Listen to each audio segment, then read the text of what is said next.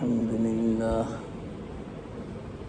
نحمده ونستعينه ونستغفره ونؤمن به ونتوكل عليه ونعوذ بالله من شرور أنفسنا ومن سيئات أعمالنا من يهده الله فلا مضل له ومن يضلله فلا هادي له ونشهد أن لا إله إلا الله وحده لا شريك له ونشهد أن سيدنا ومولانا محمدا عبده ورسوله صلى الله تعالى عليه وعلى آله وأصحابه وأزواجه وذرياته وأتباعه وبارك وسلم تسليما كثيرا أما بعد فأعوذ بالله من الشيطان الرجيم بسم الله الرحمن الرحيم وما أصابكم من مصيبة فبما كسبت أيديكم ويعفو عن كثير صدق الله العظيم. محترم دوستو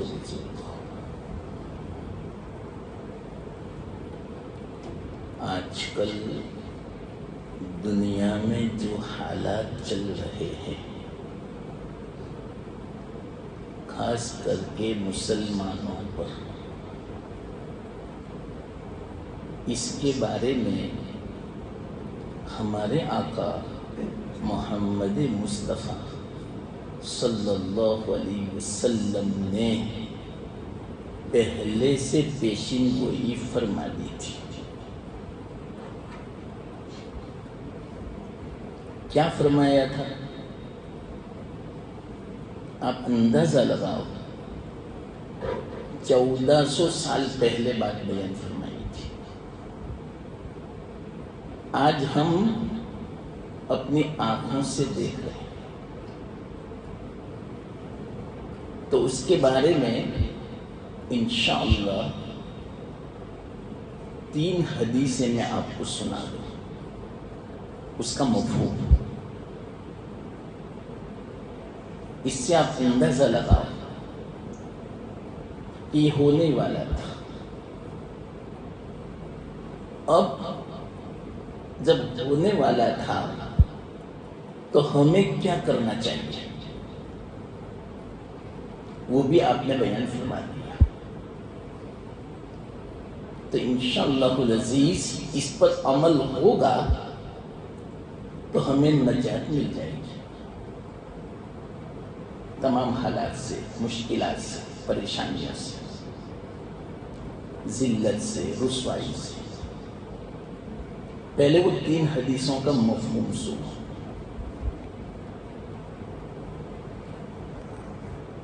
ایک حدیث ہے، اللہ کے رسول صلی اللہ علیہ وسلم نے ارشاد فرمایا، حضرت ابو الدرداء کی روایت ہے جس کا مفہوم ہے، اور وہ ہے حدیث قدسی. حدیث قدسی اس کو کہتے ہیں جس کو اللہ فرماوے اور اللہ کے رسول صلی اللہ علیہ وسلم نقل فرماوے، اس کو بولتے ہیں حدیث قدسی.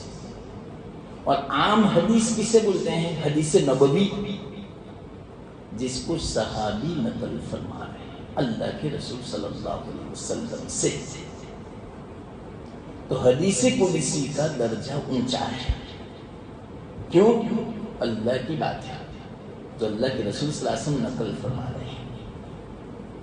اور حدیث نبوی اللہ کے رسول صلی اللہ علیہ وسلم کی بات ہے اور صحابی نقل فرماتے ہیں، تو اس کا درجہ اونچا ہے. تو حدیث قدسی ہے. اللہ فرماتے ہیں اس میں اس طرح بولنے کا حدیث قدسی کہ اللہ فرماتا ہے، اور حدیث نبوی میں اس طرح بولنے کا اللہ کے رسول صلی اللہ علیہ وسلم ارشاد فرماتے ہیں. یہ دونوں میں فرق ہے. تو حدیث قدسی ہے، اللہ فرماتے ہیں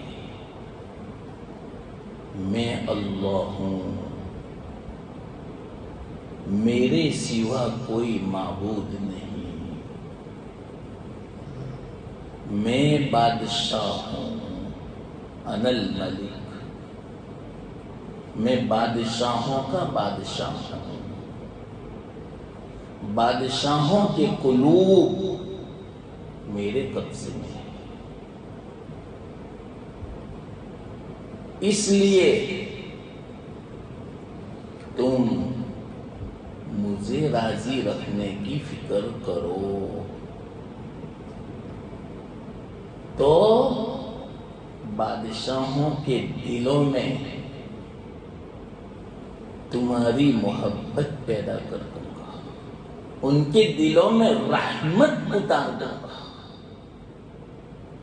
اگر تم نے میری اطاعت نہیں کی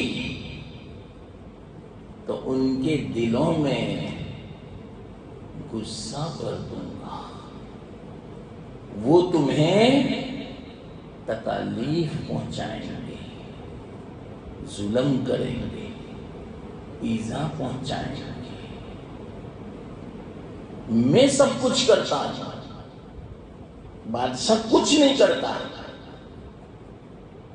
وہ اگر مسلمانوں پر ظلم کرتے ہیں تو اللہ نے ان کو کہا تم ظلم کرو. اللہ نے مسلط کیا مسلمانوں پر بادشاہوں. وجہ کیا؟ اللہ فرماتے ہیں تم اگر میری اطاعت نہیں بجا لاؤ گے تو میں ان بادشاہوں کو تم پر مسلط کر دوں گا. اس لیے آگے فرماتے ہیں تم بادشاہوں کو برا بلا مت کہو، مجھے راضی کرنے کی فکر کرو تو میں تمہاری حفاظت کروں گا. یہ حدیث کا مفہوم کتنی زبردست حدیث ہے. اب آج کل کی حالت دیکھ لو، پوری دنیا میں جتنے بھی حاکم ہیں وہ سب مسلمانوں پر ظلم ڈھا رہے ہیں. خاص کر کے ہمارے ہندوستان کی حالت دیکھ، مسلمان بے بس ہو چکا، اس کی جان اب امان میں نہیں رہی، اس کا گھر، اس کی اولاد محفوظ نہیں رہی. کس وقت کیا ہو جاوے کہہ نہیں سکتے. مسجدیں محفوظ نہیں رہی، مدارس محفوظ نہیں رہے. اب سروے کریں یہ 2-3 مہینوں میں کتنی مسجدوں کو شہید کر دیا، بلڈوزر پھرا دیا. کتنے مدارس پر بلڈوزر پھرا دیا، اور کتنے ہزاروں کی تعداد میں مدارس اور مساجد ٹارگٹ پر ہیں. بے بس مسلمان کی کوئی سننے والا نہیں، کوئی بات نہیں سنتا. ہم شکایت کر رہے ہیں اللہ کو، یہ کیا ہو رہا ہے. تو آج کل کے حالات کے بارے میں، یہ جو ابھی حالات چل رہے ہیں، اللہ کے رسول صلی اللہ علیہ وسلم نے فرما دیا تھا ایسا ہوگا. اس کی وجہ بھی بیان فرما دی. ہماری زندگی سے اللہ کی اطاعت نکل چکی ہے. صحابہ کو دیکھو کیسی زندگی تھی، وہ معیار تھا. ایسا کچھ نہیں ہوتا تھا اس زمانے میں. وجہ کیا؟ اللہ خوش تھا، اللہ راضی تھا. آج کے حالات سے پتا چلتا ہے اللہ ہم سے ناراض ہے. اب ایک ہی شکل ہے، اللہ کو راضی کر لیا. اور اللہ راضی ہوتا ہے حکم پورا کرنے سے، اللہ کی اطاعت بجا لانے سے. اور اللہ کی اطاعت صرف عبادت میں نہیں ہے کہ چلو نماز پڑھ لی، زکات دے دی، حج کر لیا، قربانی کر لی. صرف یہ نہیں ہے، اللہ کا حکم تو یہ بھی ہے کہ آپ کسی پر ظلم نہ کرنا، کسی کا حق نہ دبانا، پڑوس کا حق ادا کرنا، رشتہ داروں کے ساتھ اچھا سلوک کرنا، ماں باپ کو خوش رکھنا، ناراض مت کرنا. معاملات آپ کی شریعت کے مطابق ہو، حرام نہ ہو، جائز ناجائز کا خیال رکھنا، حرام لقمہ حلق سے نیچے نہ اترنے پاوے، ذرا خیال کرنا، ہر ایک کا حق ادا کرنا، تمہاری معاشرت رہن سہن شریعت کے مطابق رکھنا، حکم کے مطابق رکھنا، سنت کے خلاف نہ ہو. تمہارے اخلاق اچھے ہونے چاہیے، ہر ایک سے محبت سے ملو، خندہ پیشانی سے ملو، ہر ایک کے ساتھ نرمی کا معاملہ کرو، تواضع اختیار کرو، محبت سے پیش آؤ. ان کے لیے وہی چاہو جو اپنے لیے چاہتے ہیں. ہم یوں چاہتے ہیں ہمیں کوئی تکلیف نہ دے تو آپ بھی کسی کو تکلیف مت پہنچاؤ. ہم چاہتے ہیں میری برائی کوئی بیان نہ کرے، آپ بھی کسی کی برائی بیان مت کرو. ہم چاہتے ہیں مجھے کوئی ایذا نہ دے، آپ بھی کسی کو ایذا مت دو. ہم چاہتے ہیں کہ ہر ایک میرے ساتھ اچھا سلوک کرے تو ہم بھی ہر ایک کے ساتھ اچھا سلوک کریں. یہ سب اللہ کی اطاعت ہے. یاد رکھنا، حدیث میں آتا ہے ایک عورت کا انتقال ہوا اللہ کے رسول صلی اللہ علیہ وسلم کے زمانے میں، تو وہ صحابیہ تھی. اللہ کے رسول صلی اللہ علیہ وسلم سے صحابہ نے فرمایا یا رسول اللہ صلی اللہ علیہ وسلم، ایک عورت کا انتقال ہو گیا، وہ بڑی نماز کی پابند تھی، تہجد کی پابند تھی، نوافل کی پابند تھی، صدقات کی بڑی پابند تھی، بہت روزے رکھنے والی تھی. صرف پڑوس اس سے خوش نہیں تھے. پڑوس کو وقتاً فوقتاً تکلیف پہنچاتی تھی. ٹھیک ہے، اچھا تب تو وہ جہنمی ہے. اب اندازہ لگا، تہجد کی پابند، نوافل کی پابند، نماز کی پابند، صدقات نوافل کی پابند، زکوٰۃ کی پابند، روزوں کی پابند. اور صحابیہ عورت صرف ایک بات نہیں تھی، بس پڑوس اس سے خوش نہیں تھی. پڑوسوں ایذا پہنچاتی رہتی، تکلیف دیتی تھی، شرارت سے محفوظ نہیں تھی پڑوس کی عورتیں اس سے. اس بات پر اللہ کے رسول صلی اللہ علیہ وسلم نے فرمایا جہنم. چند دنوں کے بعد دوسری عورت کا انتقال ہوا. صحابہ نے فرمایا یا رسول اللہ صلی اللہ علیہ وسلم، ایک عورت کا انتقال ہوا، وہ اتنی نوافل کی پابند نہیں تھی، تہجد کی پابند نہیں تھی، نفلی صدقات اور نفلی روزوں کی پابند نہیں تھی. ہاں فرائض کر لیتی تھی، لیکن پڑوس بہت خوش تھی، بہت اچھا سلوک کرتی تھی، کبھی ایذا نہیں دیتی تھی کہ اچھا جنت واجب.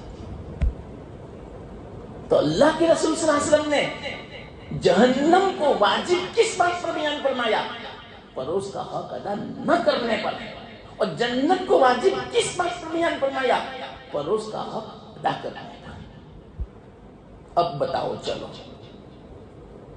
ہم نے اللہ کی کتنی اطاعت کی، ابھی تک عبادت مکمل نہیں ہوئی، فرائض مکمل نہیں ہوئے، 5 وقت کے نمازی اب تو نہیں بنے ابھی تو تہجد اوابین اشراق وہ تو بہت دور کی بات ہے.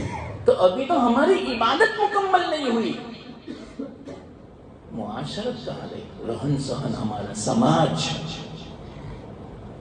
سماج کے کتنے حقوق ہیں، رستوں کے حقوق ہیں، آنگن کے حقوق ہیں، پڑوس کے حقوق ہیں، کتنے حقوق ہیں ہم تو جانتے بھی نہیں.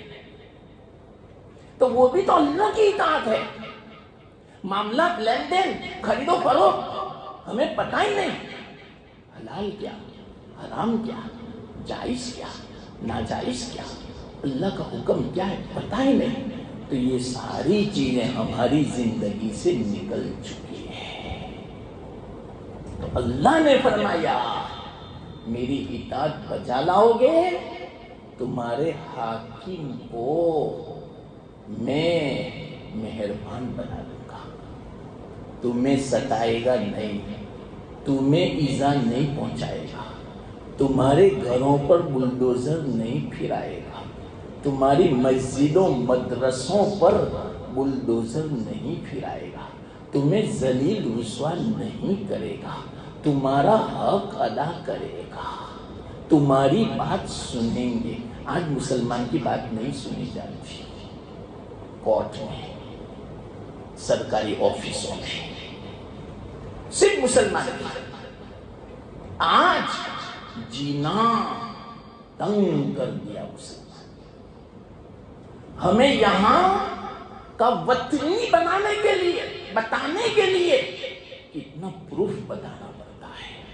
یہ لاؤ، وہ کارڈ لاؤ، وہ سرٹیفکیٹ لاؤ، یا اللہ NRC، یہ وہ سب ہمارے لیے، ان کے لیے تھوڑی ہے. تنگ کر دیا ہمارے لیے جینا. یہ اللہ کے رسول صلی اللہ علیہ وسلم نے 1400 سال پہلے فرما دیا تھا ایسا ہوگا مسلمانوں پر، اور وجہ بتلا دی. ہم نے اپنی زندگی سے اللہ کے احکامات کو نکال دیے، اطاعت کو بالائے طاق رکھ دیا. تو یہ حالات اللہ نے پیدا کیے. یاد رکھنا، یہاں تو ابھی امن ہے، تھوڑا سکون ہے. دوسرے صوبوں میں دیکھو، جو بیچارے ہمارے مسلمان بھائی بکھرے ہوئے ہیں، منتشر ہیں، جینا مشکل ہے بیچاروں کا. مرتد ہو رہے ہیں، سکون نہیں، امن نہیں. رات آتی ہے تو معلوم نہیں صبح ہوگی یا نہیں. صبح میں جب اٹھتے ہیں معلوم نہیں رات کو ہماری جان محفوظ رہے گی یا نہیں. ایمان محفوظ نہیں، جان محفوظ نہیں، عزت محفوظ نہیں، آبرو محفوظ نہیں، اسلام محفوظ نہیں، مال محفوظ نہیں، مکان محفوظ نہیں، کاروبار محفوظ نہیں ہے مسلمانوں کا.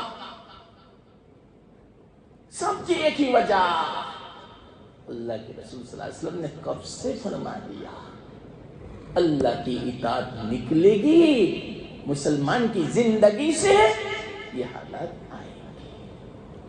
بس یہ حدیث کا مفہوم میں نے سنا دیا. ایک اب کیا کرنے کا اس کے لیے؟ دوسری بات سنو، ایسا کیوں ہوگا معلوم؟ ایک دوسری حدیث میں سنا دوں، اللہ کے رسول صلی اللہ علیہ وسلم کا ارشاد ہے،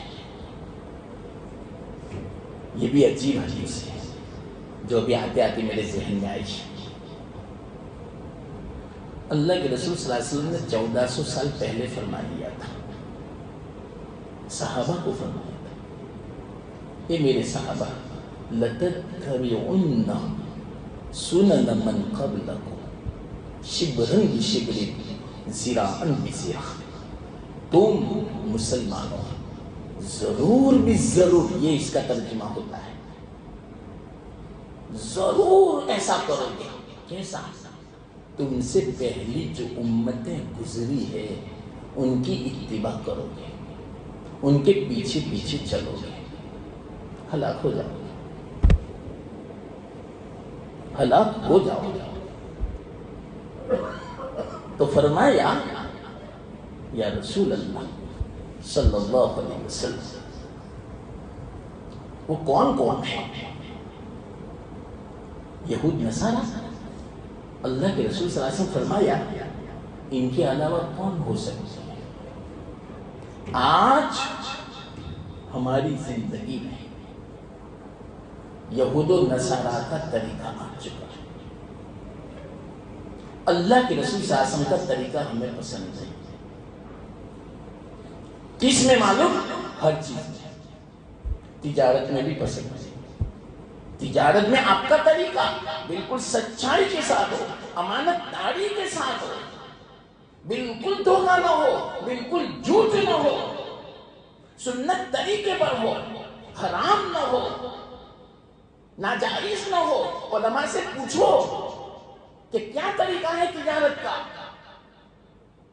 آج ہمارا طریقہ تجارت کا بھی یہود نصارہ جس طرح کرتے ہیں، سودی کاروبار مسلمانوں میں آ چکا ہے، برکتیں نہیں رہی۔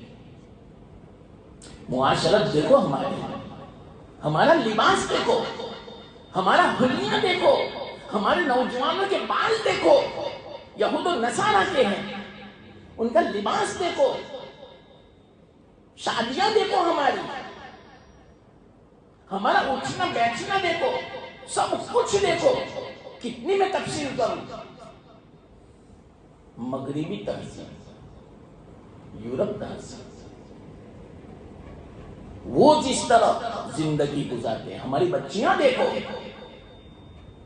ہماری بچیوں کو ہماری حضرت فاطمہ رضی اللہ تعالی عنہا کی زندگی پسند نہیں ہے، ہاں ایکٹر کی پسند ہے، ہیروئن کی پسند ہے، ان کا لباس پسند ہے، وہ جو فیشن لاوے اس کے عاشق ہیں، اس کے پیچھے پیچھے دوڑتی ہیں۔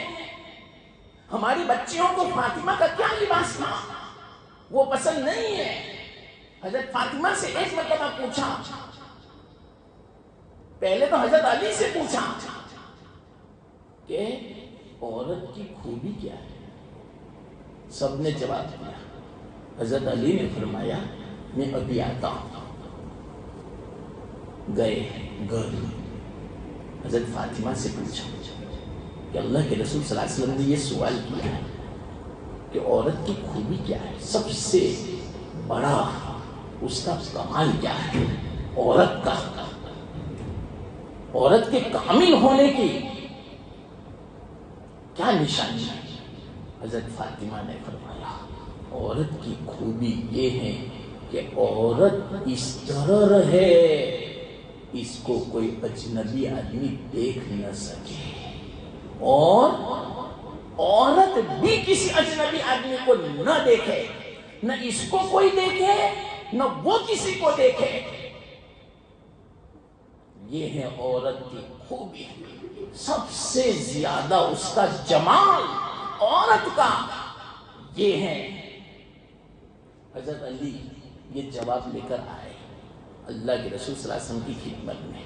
جب یہ بات بیان فرمائی، اللہ کے رسول صلی اللہ علیہ وسلم نے فرمایا کیا بہترین جواب ہے، یہ ہے صحیح معنوں میں عورت کی خوبی۔ علی یہ بات آپ کو کہاں سے معلوم ہوئی؟ تو کہا فاطمہ نے کہا ہاں فاطمہ ہی ایسی بات کہہ سکتی ہے، وہ میرے جسم کا ٹکڑا ہے، میرے بدن کا ٹکڑا ہے۔ تو یہ بات وہی کہہ سکتی ہے، نبی کی بیوی بیٹی کہہ سکتی ہے، کوئی کسی کے ذہن میں یہ بات نہیں آ سکتی۔ چلو بتاؤ آج یہ عورت کی خوبی باقی رہی ہے؟ بلکہ اب تو خود چاہتی ہے مجھے دیکھو میں کیسی ہوں، میرا لباس دیکھو، میرا حسن دیکھو، میری ہوشیاری دیکھو۔ یہ ہے یورپ کا طریقہ۔ تو پھر اللہ کے رسول صلی اللہ علیہ وسلم نے فرمایا گئے کام سے۔ اور وہ کیسی قوم ہے مختصر سن لو، یہود کیسی قوم ہے جن پر اللہ کا غضب ہے کلام مجید، اور نصارہ کیسی قوم ہے جن پر اپنے ہی رسولوں کی لعنت ہے قیامت تک، اور یہود پر قیامت تک اللہ کا غضب ہے، غصہ ہے۔ اب آپ ہی بتاؤ ہم مسلمان یہود اور نصارہ کے پیچھے چلیں گے، ان کی معاشرت، ان کا رہن سہن، ان کا لباس، ان کی وضاقت، ان کی تجارت، ان کے اخلاق اپنائیں گے تو کیا ہوگا؟ قیامت تک مسلمان بھی اللہ کے غضب کا نشانہ بن جائے گی، اللہ کی لعنت کا قیامت تک نشانہ بن جائے گی۔ آج یہی حالت ہے، مسلمانوں پر غضب ہے، لعنت ہے۔ وجہ میں نے آپ کو بتا دی جو اللہ کے رسول صلی اللہ علیہ وسلم نے 1400 سال پہلے بیان فرمائی تھی۔ اگر تم نے یہود و نصارہ کی اتباع کی تو ایسا ہی ہوگا جس طرح ان کا حال ہوا۔ دو حدیثیں اعلان بتا، تیسری حدیث کا خلاصہ کیا ہے، مفہوم بیان کر۔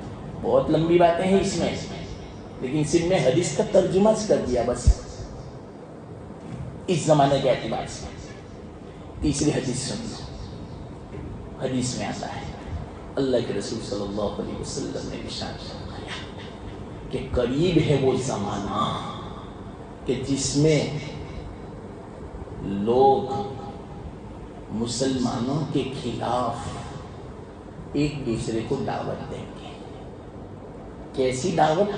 کہ جس طرح کوئی کھانے بیٹھا ہو دسترخوان پر اور مختلف قسم کا کھانا ہو تو ہم بولتے ہیں نا جیسے لو یہ کھاؤ بڑا ٹیسٹی ہے، یہ کھاؤ بڑا لذیذ ہے، ایک دوسرے کو رکابی دیتے ہیں، پلیٹ دیتے ہیں، کھانا پیش کرتے ہیں۔ اس طرح اللہ کے رسول صلی اللہ علیہ وسلم نے مثال بیان فرمائی، مسلمانوں کو کھانے کے لیے دنیا کی قومیں ایک دوسرے کو دعوت دے گی، تم یہ لے لو، تم فلسطین لے لو، تم سعودی لے لو، تم دبئی لے لو، تم شام لے لو، تم مصر لے لو، تم پاکستان لے لو، تم افغان لے لو، تم فلانا لے لو، تم بنگلہ دیش لے لو۔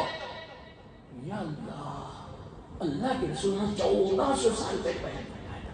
آج جتنے بھی اسلامی ممالک ہیں، حکومتیں ہیں، ان سب پر غیروں کا قبضہ ہے۔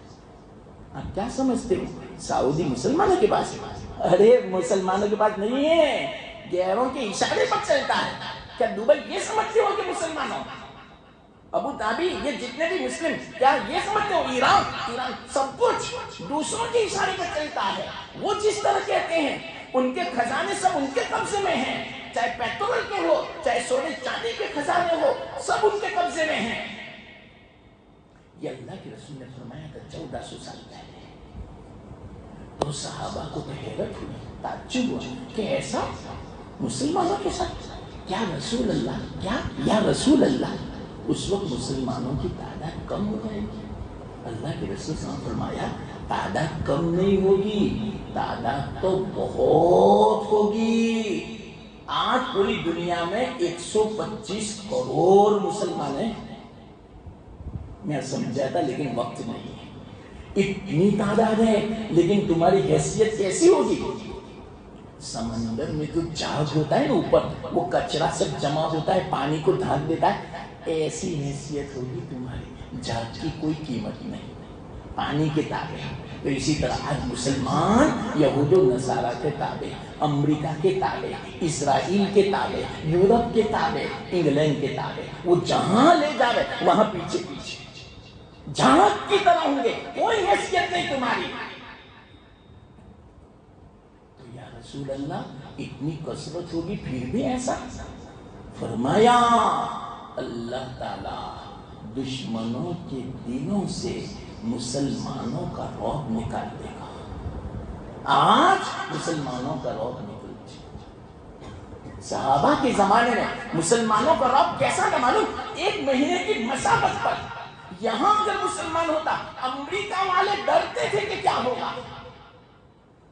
آج الٹا ہو چکا، مسلمان ڈر رہے ہیں کیا ہوگا ہمارا، الٹا ہو چکا۔ ہمارے دلوں میں رعب ڈال دیا، ہمارا رعب ان کے دل میں تھا، نکال دیا اللہ نے۔ حدیث میں ہے یہ بات، اور کیا فرمایا معلوم؟ تمہارے دلوں میں اللہ وہن پیدا کرنے کا، وہن۔ صحابہ نے یہ لفظ پہلی مرتبہ سنا تھا، یا رسول اللہ یہ وہن کیا ہے؟ فرمایا حب الدنیا و کراہیت الموت، دنیا کی محبت اور موت کی کراہیت، موت کو ناپسند سمجھے گا، مرنا ڈرے گا۔ پہلے صحابہ مرنے کا انتظار کرتے، کب میں مروں اللہ سے بھی۔ آج کسی کو پوچھ مرنے کے بعد کیا جواب دے گا اللہ کو؟ کیسا ہے نامہ اعمال ہمارا؟ اور حب الدنیا، دنیا کی محبت آ چکی، آخرت دوسرے نمبر پر، اللہ رسول دوسرے نمبر، پہلے میری دنیا کا نقصان نہ ہو، چاہے جھوٹ بولنا پڑے، سنت کے خلاف کرنا پڑے، سب کروں گا میں، دنیا کا نقصان نہ ہو۔ دنیا کے خاطر نماز چھوڑ دے گا، فوت کر دے گا، نوکری کے خاطر نمازیں کی نمازیں گائی، دنیا کو آگے، یہ ہے حب الدنیا۔ یہ 1400 سال پہلے کی 3 حدیثیں میں نے آپ کو سنا دی، آج کل کے حالات کیا ہیں، علاج بھی بتا دیا، حالات بھی میں نے بتا دیے، بس اللہ نے جو کہنے کی توفیق دی اللہ قبول فرمائے۔ حدیث میں برکت ہے، بس میں نے آج حدیث کا ترجمہ کر دیا، مفہوم سمجھا دیا۔ اللہ کرے ہمیں اس پر توفیق دے اور حالات کو اللہ تعالیٰ کا اچھی وجہ احساس کر دے۔